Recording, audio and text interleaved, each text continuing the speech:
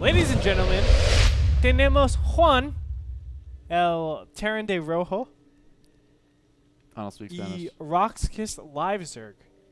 And for the whole cast, whenever I'm talking about Juan, hablaré en español. Mais je ne veux pas parler en espagnol. I don't speak Mo-Man. Wait, can I say that on air? What? If I say like curse words in a different language, is it okay? Did you?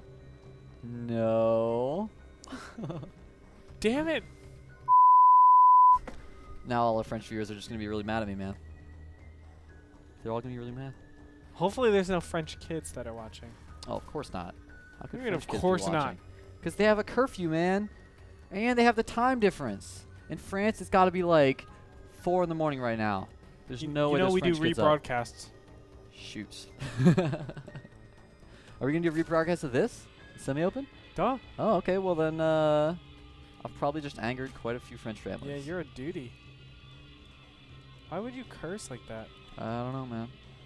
It's fun. That's why. You pera. It relieves stress. Pet. They proved on Mythbusters that you can tolerate pain better if you curse. Specifically curse, not just yelling out any random words, specifically curse words. They proved it on Mythbusters.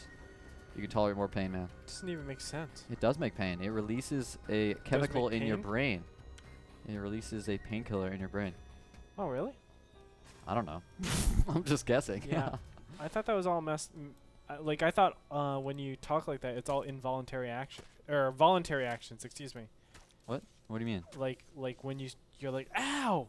That's all voluntary action. You don't actually have to say that. But it does relieve stress to actually go through the action of saying Oh, it. relieve stress. It relieves pain Oh, and stress. Pain, make up your mind, man. Same thing. It's like you're John Kerry. It's like the same thing in your Flip-flopping. brain. Oh my gosh, Andre, you know just how to troll me. You know exactly what to say, man. Like the troll king over here.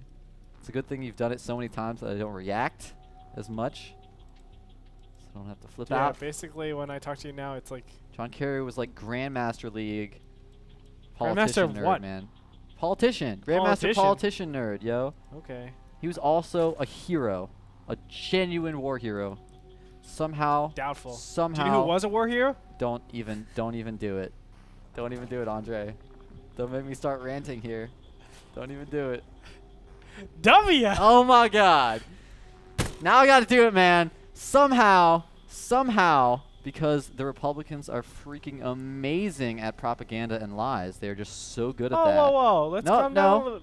No. Lies. It might not They're necessarily... amazing at propaganda and lies, and They're somehow good at propaganda. They somehow switched roles. They had someone who had essentially dodged the war by joining the National Guard to not have to fight anybody because he was a wimp and a wuss. I can't really blame him because I would have done the same thing. Actually, I probably would have just moved to Canada, but you know, against someone who is actually a genuine war hero with Purple Hearts. Canada, there was And they mass paid genocide at that time, paid dude. off some actors to pretend to be veterans. Do you know this for certain, though? And say that You don't he know wasn't this really for a hero. certain.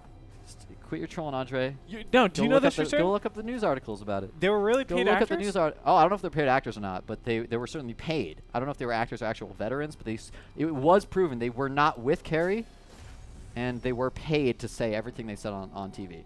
So it was all BS and propaganda from the Republicans.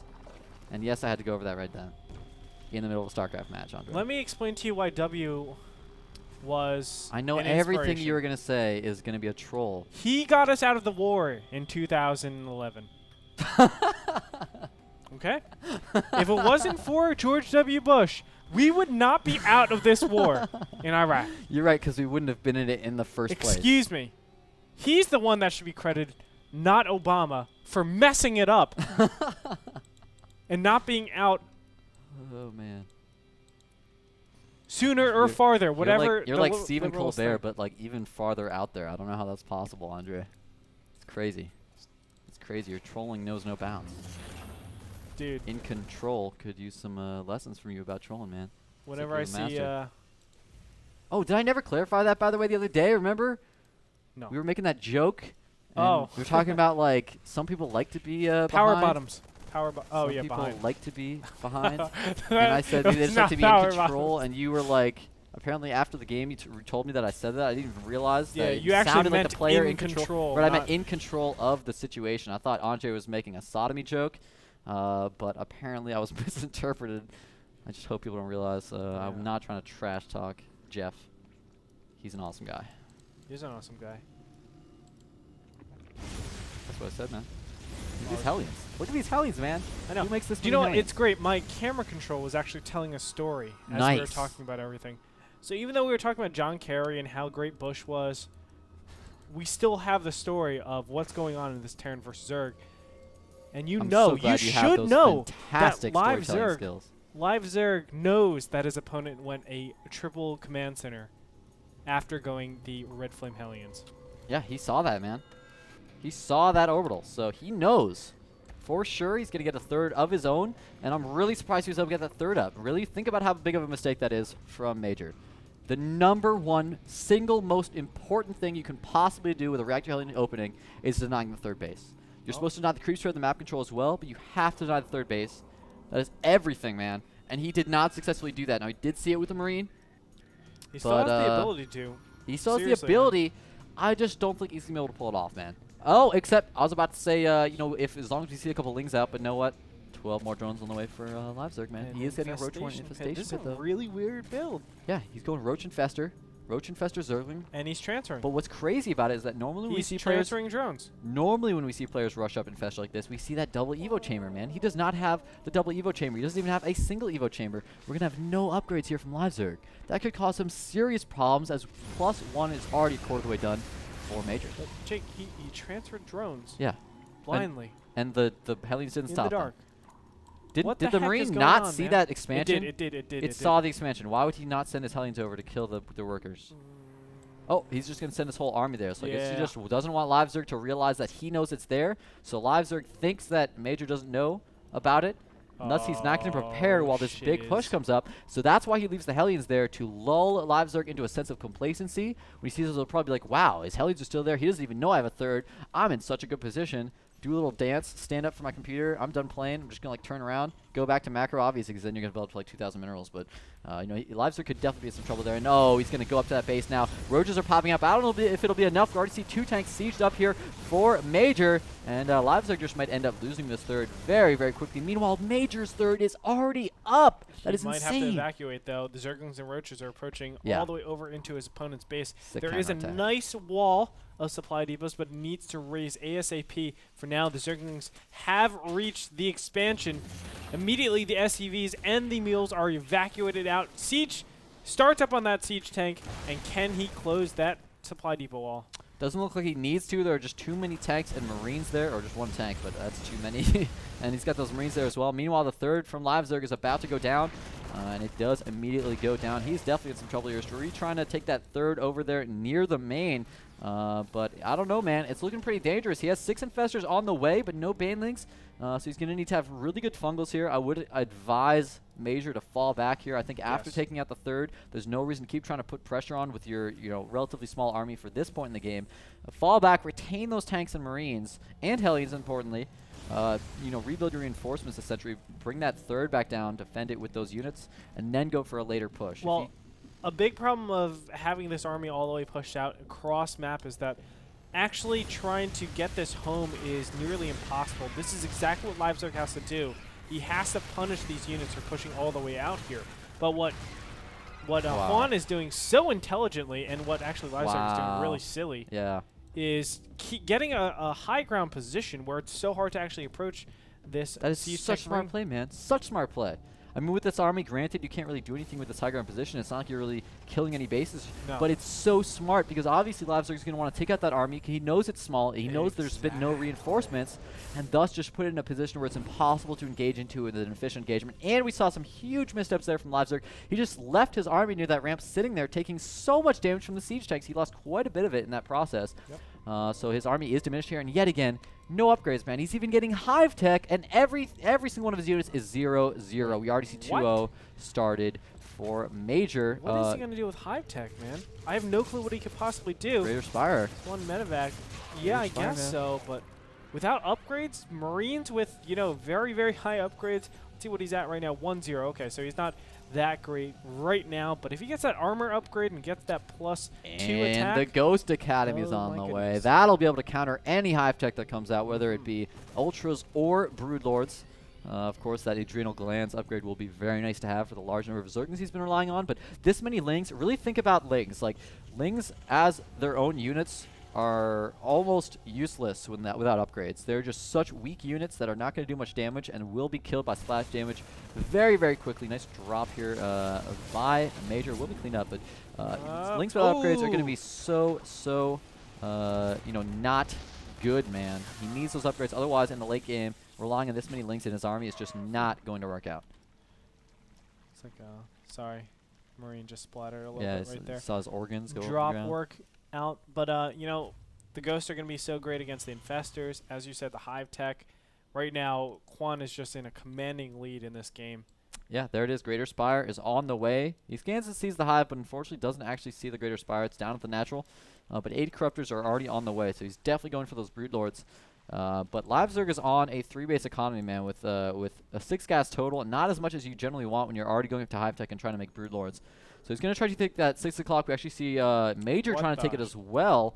So it looks pretty funny there, that little ghosted image of a command center. But why would you ever take this expansion? Well, I think he's playing. Or which one? Are you saying why with LiveZerg or why with Major? LiveZerg. Oh yeah, no, it's silly. It makes no sense. One screen frame. Yeah. It makes sense for Major to take that. That would be a genius move for Major to take it. But for LiveZerg to take it makes absolutely no sense. The only reason he would take it is because the top right base has been shut down still. You can't go take that because the tanks are still holding that. Major never left with that army there. So he can't really take that base, man. But I feel like it would be better to go take like a Ninja expansion, maybe at the 12 o'clock, something like that. He does have the map control with both Zenlaga towers. But he's going to be in some trouble as, you know, Major's moving forward to take out this base from LiveZerg. And already his Marauders are starting to take it out, and LiveZerg is not even responding. Yep. Oh, and Infestor actually pops up in the front. No. Fun Growth goes down on it, but the Marauders just kill Infestors so fast, especially with that +2 attack. Only takes, my God. I think 4 shots to kill him. Is that correct? What, for... yeah, 4 shots to kill an Infestor with a Marauder. Wow, yeah. I didn't even... You know what? This is embarrassing as hell, Andre. That I didn't even realize that Infestors were armored. I did not even realize that, man. Yeah. You crazy. I know, right? I am crazy. I did not even realize that. That's pretty crazy. Right, well, this army composition is actually very strong. I'm actually very surprised that it's coming out here. There's a lot of Broodlords in this composition, but this is like the only attack he has. After this attack, if it does get cleaned up, he'll be in a lot of trouble. But can Juan actually hold this off? Ghosts are approaching. Can he get the EMPs? Gosh. That's what he needs. There it nice. goes. All of the Infestors stacked up. 2 of them still have some energy. He actually just threw out another EMP that didn't actually hit anything, but another one does get that Infestor. He needs those snipes, though, on those Broodlords. He's trying to move forward with the Marines. He needs to target fire down the Broodlords, so he's doing way too much damage to the Broodlings right now. And here comes the rest of the army from LiveZerg engaging in here. You know, actually, Major doesn't have that much, but you know what? The rest of the ground support has now died. Now the Marines can just move forward, pick off all of these Broodlords, no problem. And that's going to be it for LiveZerg, man. It's now 100 food compared to the 160 that Major has. That's probably going to be GG. Yeah, and with no real strength anymore, you know, you don't have an Infestor count, you have Broodlords out. What can he actually remake to deal with an army like this? There are so many siege tanks out in the field. There is nothing. He's making more Broodlords right now, but you saw how fast those Broodlings died. You didn't even actually see them like amass. And there were a lot of Broodlords there, and it's because the +2 attack against a 0-0 Broodling army is just too much. Yeah.